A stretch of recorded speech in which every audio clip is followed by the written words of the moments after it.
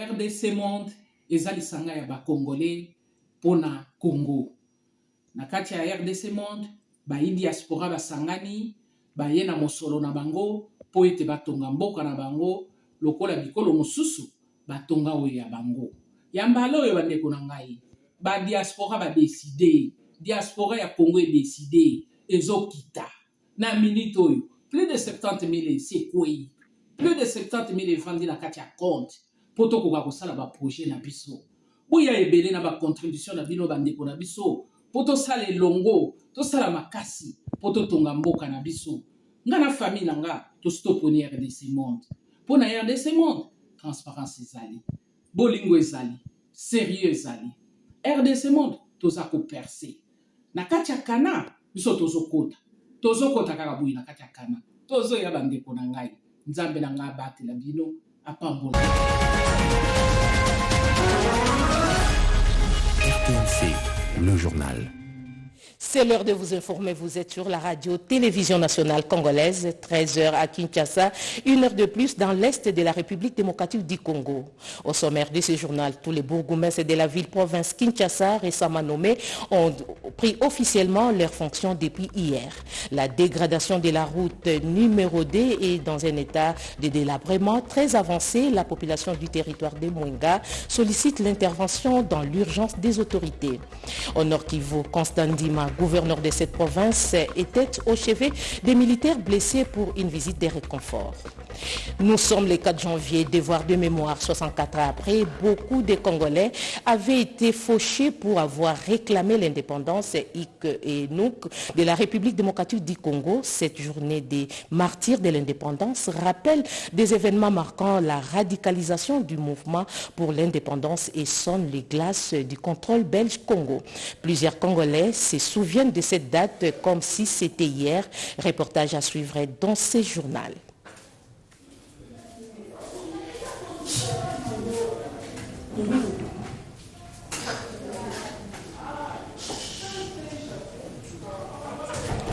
Nous sommes le 4 janvier, devoir de mémoire. 64 ans après, beaucoup de Congolais avaient été fauchés pour avoir réclamé l'indépendance et Nouk de la République démocratique du Congo. Cette journée des martyrs de l'indépendance rappelle des événements marquant la radicalisation du mouvement pour l'indépendance et sonne les glaces du contrôle belge Congo. Plusieurs Congolais se souviennent de cette date comme si c'était hier. Reportage à suivre dans ce journal. Le chef de l'État, des questions qui concernent notre espace, Grand Kassai. Nous l'avons remercié d'abord d'avoir rendu visite à la population du Grand Kassai et avoir accepté de partager la Saint-Sylvestre avec notre population et nous avoir associés à cet événement. Et de ce point, nous avons profité pour discuter avec lui sur le plan de développement de 145 territoires et les avancées que nous avons constatées sur terrain, ainsi que les défis qui sont constatés jusqu'à ce jour, avant évidemment de recevoir de sa part quelques orientations relatives aux événements électoraux qui arrivent, la sécurité des élections, l'organisation de la sensibilisation à l'enrôlement de nos populations. Tout ceci a fait l'objet des échanges et également quelques points spécifiques de chaque province relatifs au développement en faveur de nos communautés dans chaque province. Mais entre-temps, le chef de l'État, Félix-Antoine Tshisekedi Tshilombo, a échangé avec les 5 gouverneurs de l'espace Grand Kassai. Ils ont été reçus en audience le mardi 3 janvier 2023 dans son cabinet de travail de Mbujimayi. Les chefs des exécutifs provinciaux ont évalué et reçu du président de la République des nouvelles orientations sur les programmes de 145 territoires, propos recueillis par Jean-Pierre Lobo et fils Matondo. La célébration de la journée des martyrs de l'indépendance en République démocratique du Congo, c'est une façon d'honorer la mémoire des Congolais, membres de la BACO, décédés lors des émeutes du 4 janvier 1959 à la place Imka. Mireille Ndeke et Pompon nous retracent le fait historique. 1959, les déclics de la conquête de l'indépendance, c'est une année et demie après que le Congo belge accédera à la souveraineté nationale et internationale. 64 ans aujourd'hui, les souvenirs des Congolais restent toujours intacts face à cette date historique car le pouvoir colonial a dû prendre conscience que l'indépendance était une aspiration profonde. 4 janvier 1959, 4 janvier 2023, cela fait exactement aujourd'hui 64 ans depuis que la République démocratique du Congo se souvient des émeutes marquant un tournant décisif vers l'indépendance. Selon le bilan officiel, 49 personnes ont été tuées et d'après la BACO, plusieurs centaines de Congolais ont été également abattus. D'où vient cette révolution? Eh bien, pour la petite histoire, tout est parti d'Accra. Au retour des leaders congolais, la population avait réclamé qu'ils viennent rendre compte en ce lieu de tout ce qu'ils avaient vécu maintenant que le premier noir politicien était sorti du Congo belge. C'était pour la première fois. Mais l'autorité coloniale ne voyait pas cela de bon œil. Elle a catégoriquement refusé la tenue de ces meetings. Un climat de nervosité s'était donc installé. Le 4 janvier 1959, ce n'est pas seulement le meeting annulé de la BACO, c'est aussi la rencontre sportive The Club Mikado qui s'est jouée au stade Tata Raphaël. Dessus par la défaite soit 3-1, les supporters de The Club au sortir du match ont rencontré les mécontents de la BACO, une jonction qui a entraîné des révoltes populaires et sociales spontanées appelées émeutes du 4 janvier 1959. Malheur est de constater qu'à ces jours, la place Imka, berceau de l'indépendance, reste abandonnée à son triste sort. Aucune manifestation officielle en cette année 2023, ce qui n'a pas empêché que cette date garde tout son sens. La vertu numéro 1 du 4 janvier est une expression de foi dans les capacités dont disposaient les Congolais. Depuis Imka, Mireille Ndeke Ami pour le compte de la radio-télévision nationale congolaise. Mais au Nord Kivu, le gouverneur Constant Ndima était au chevet des militaires internés à l'hôpital militaire. C'était pour une visite de réconfort aux blessés de guerre. Suivez. Mais le gouverneur de la province du Nord Kivu, le lieutenant-général Constant Ndima Kongwa, a rendu visite aux blessés de guerre internés à l'hôpital militaire de Goma ce 3 janvier 2022. La nourriture est aussi un médicament, a-t-il souligné, à la satisfaction des soldats qui ont payé de leur sang pour défendre l'intégrité du territoire national. Il s'exprime ainsi. La prise en charge des soins, en tout cas, je vais bien ici. Parce que j'étais venu avec beaucoup de douleurs ici. Mais aujourd'hui, les douleurs, tout ça est fini. Tous les douleurs est fini. Je vais bien, le blessé est déjà fini. Je restais seulement avec les problèmes des os seulement. Bon, pour les problèmes de nutrition, on mange bien ici. Le matin, on prend les bouillies. À midi, le foufou avec le makayabou, beaucoup de choses. Le chef de l'exécutif provincial réaffirme sa compassion à tous les militaires de la RDC tout en rappelant que c'est un métier sacrifice et volontaire. Il ne doit pas se sentir oublié. Nous devons être toujours à leur côté, sont nos compagnons. Je viens les réconforter et leur dire que nous ne pouvons pas les oublier. Nous avons choisi ce métier, un métier de risque. Et la Constitution nous a donné une mission de défendre l'intégrité de notre territoire et protéger notre population et leurs biens. Riz, huile, farine, haricots, savon, sel et lait ont constitué le gros du don réceptionné par le commandant de cet hôpital. Bonne nouvelle pour les usagers des l'axe routier Komandaluna sur la route nationale numéro 4. Les barrières illicites des rançons érigées sur les tronçons sont supprimées sur instruction du commandant des opérations et gouverneur militaire d'Elituri, Oscar Mbalkaï. Reportage. Tracasserie militaire constitue faute disciplinaire grave qui est passible à des sanctions au récalcitrant de surcroît ternit l'image de l'armée nationale, a lâché le général-major Nyembo Abdallah aux militaires en territoire du Roumou en exécution de la mission dévolue au FRDC, parmi laquelle assurer la libre circulation des personnes et leurs biens sur toute l'étendue de la province de l'Ituri. C'est ce qui a conduit le commandant secteur Touri sur l'axe routier. Commandant Luna, question pour le général-major Nyembo Abdallah de rappeler à l'ordre et au respect des consignes aux éléments du FRDC commis aux barrières de bannir le tracasserie et d'éviter les barrières illégales. Cette mission est saluée par la société civile de Walese-Von Koutou à travers son secrétaire Sonia Malangaï Dieudonné. On a fait la descente, la délégation, le général lui-même aussi était dans cette délégation. Il a aussi étonné sur certaines autorités militaires et c'est pour cela aujourd'hui il y a l'évolution sur ces tronçons. Bon, à la population de continuer à prêter surtout la main forte à notre armée parce que nous n'avons pas une autre armée. Notre armée, la seule armée c'est la FRDC. C'est là où aussi c'est notre force, la FRDC, nous n'avons pas une autre armée. C'est pour cela à la population de continuer à prêter une main forte surtout à nos voyants militaires se trouvent sur ces tronçons commandalou. La lutte contre la pratique des antivalères au sein des unités engagées dans les opérations reste le cheval de bataille du lieutenant-général Lubuyanka Johnny depuis son arrivée à la tête de la province dont l'objectif ultime est redynamiser la discipline en vue de permettre à la population de circuler en toute quiétude et booster les échanges commerciaux. Comme je l'ai dit tout à l'heure au sommaire, au site Kivu, très difficile d'atteindre par route la ville de Kamituga, située au PK 170 de Bukavu, suite au délabrement très avancé de la route nationale numéro 2. Suivez.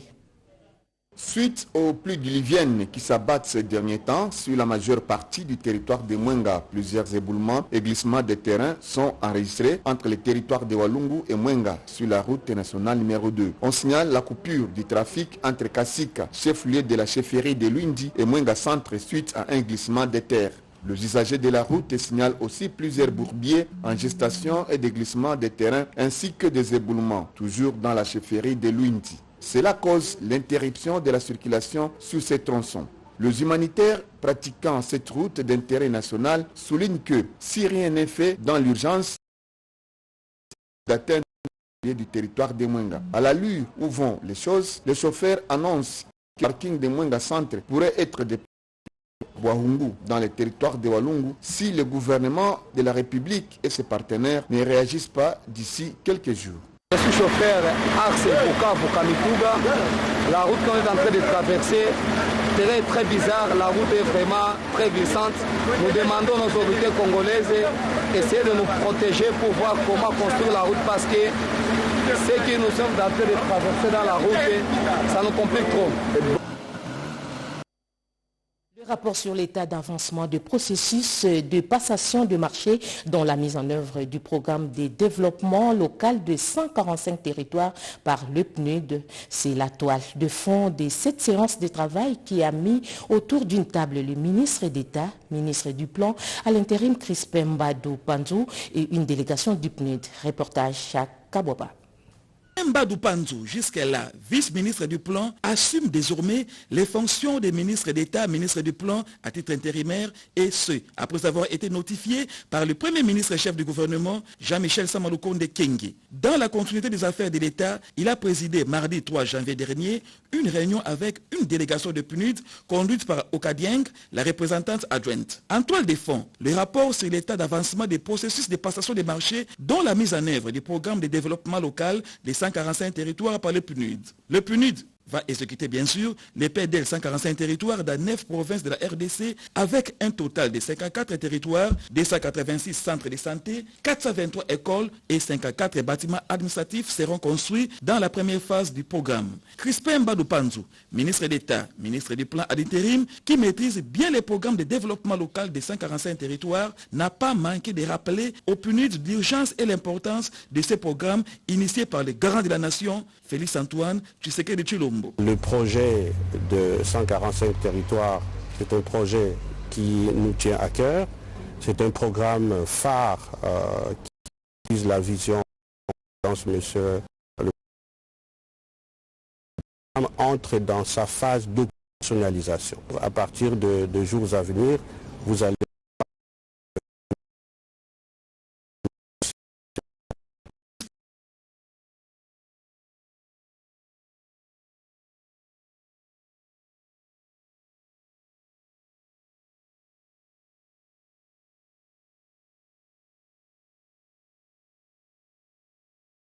les conditions de vie des populations des 145 territoires de la République.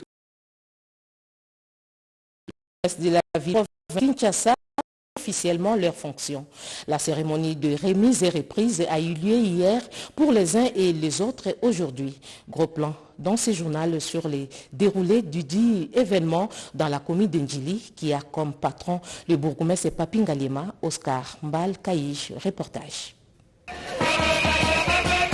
Ambiance des grands jours dans l'enceinte de la commune d'Ndjili, district de la Tchangou.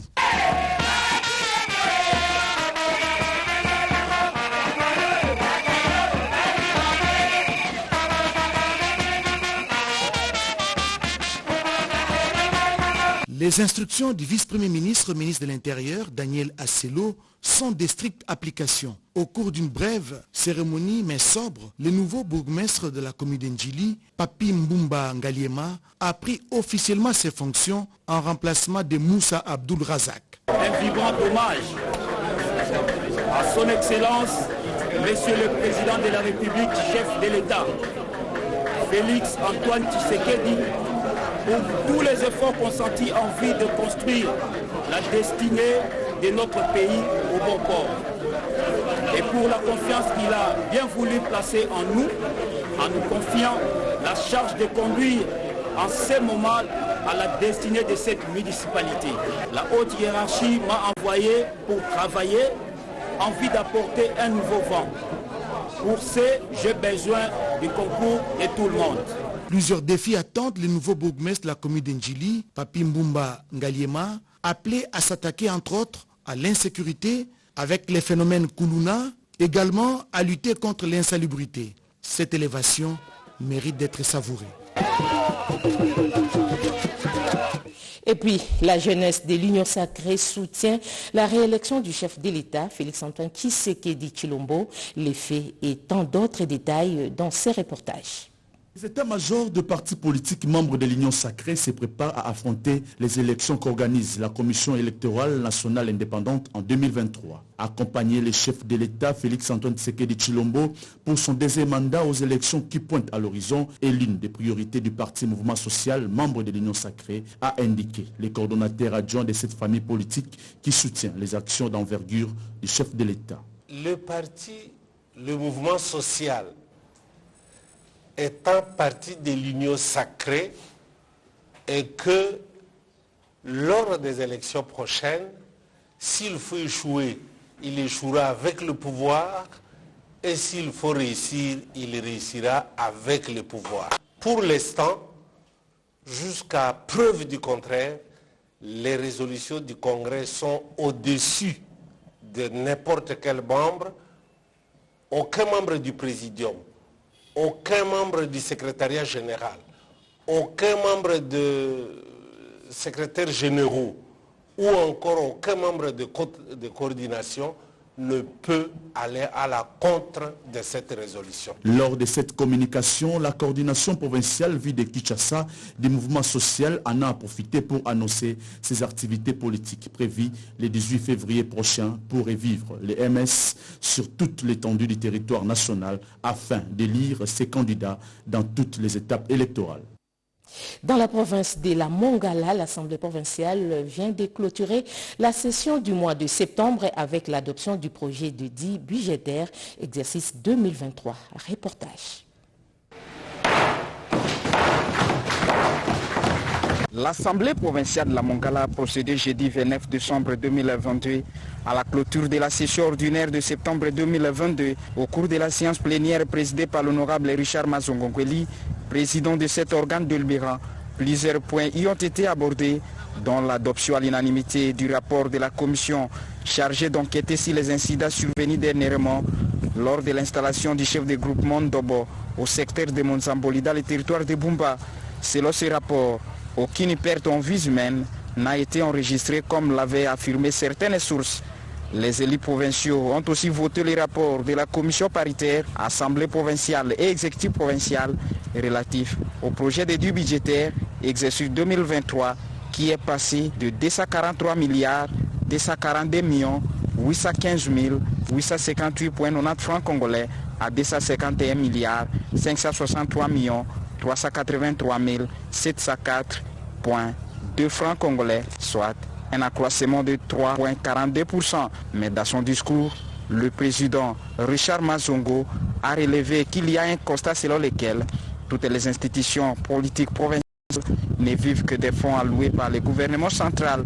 Il a à cet effet suggéré au gouvernement provincial d'accroître de façon significative des recettes propres en vue d'atteindre les montants prévus dans le budget 2023. Pour y parvenir, il souhaite qu'une administration fiscale efficace soit mise en place pour mobiliser, maximiser et canaliser les ressources nécessaires et permettre à l'exécutif provincial dirigé par Maître César Limbayambangissa d'atteindre ses objectifs.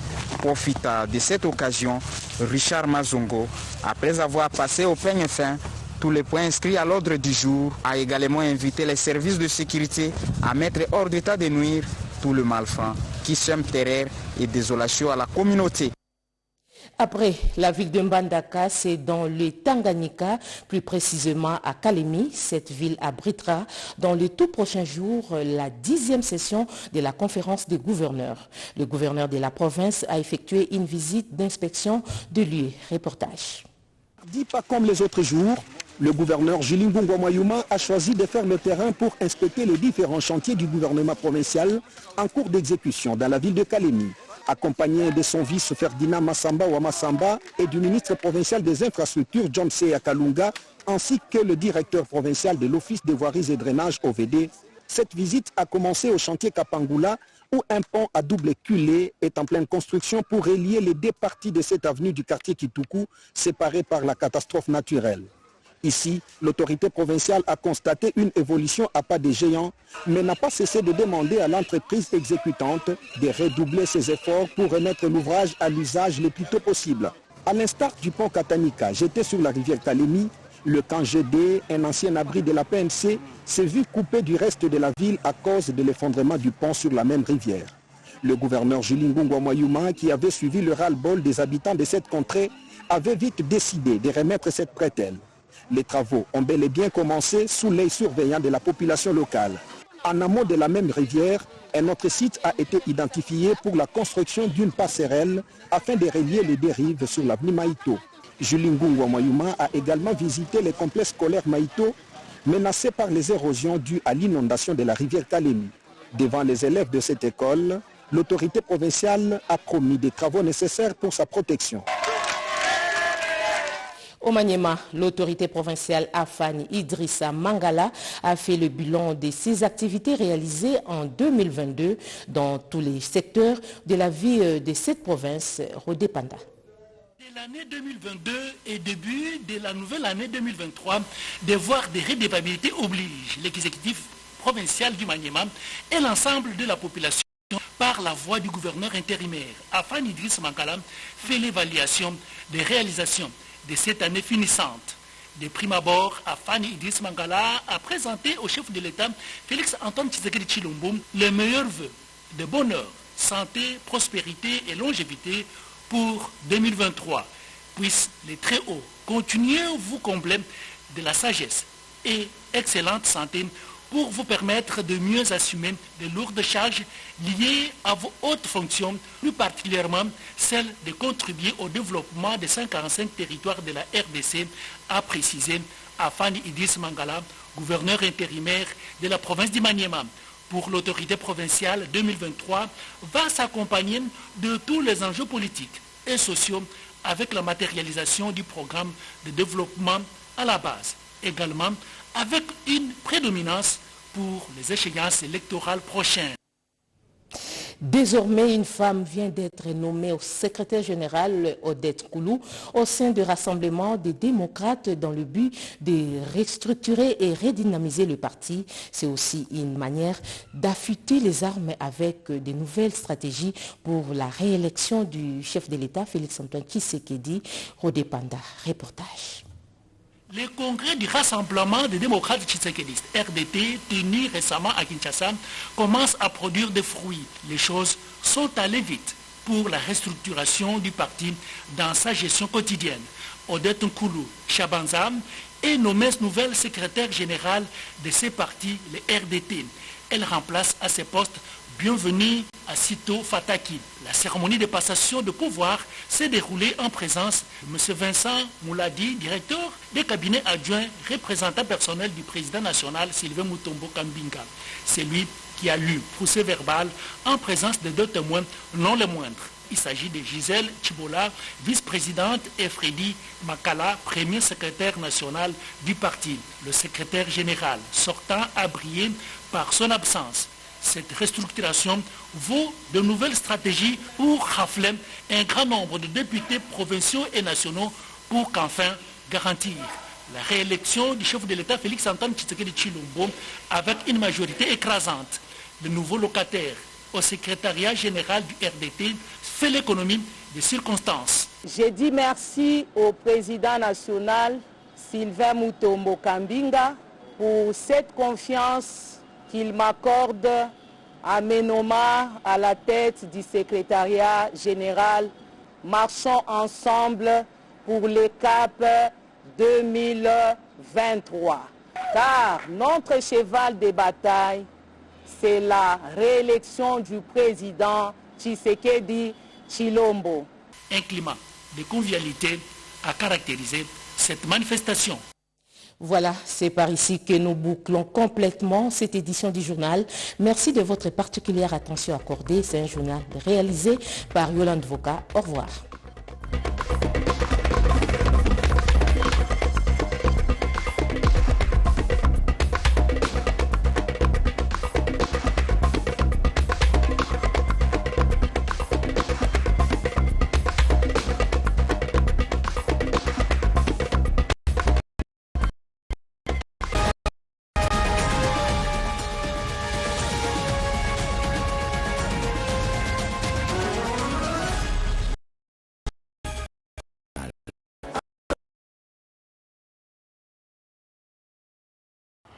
Mes chers compatriotes, la section des forums des intellectuels congolais de l'étranger, section suisse, par ma personne, Dr Richard Mukunji, saisit cette occasion de présentation de vœux de nouvel an pour se joindre au Office international sous la conduite du professeur Dr Joël Ngoy afin de présenter nos vœux de nouvel an aux Congolais tant de la diaspora que c'est de l'ensemble des républiques démocratiques du Congo, de l'Est, du Sud, du Centre et de l'Ouest du territoire national.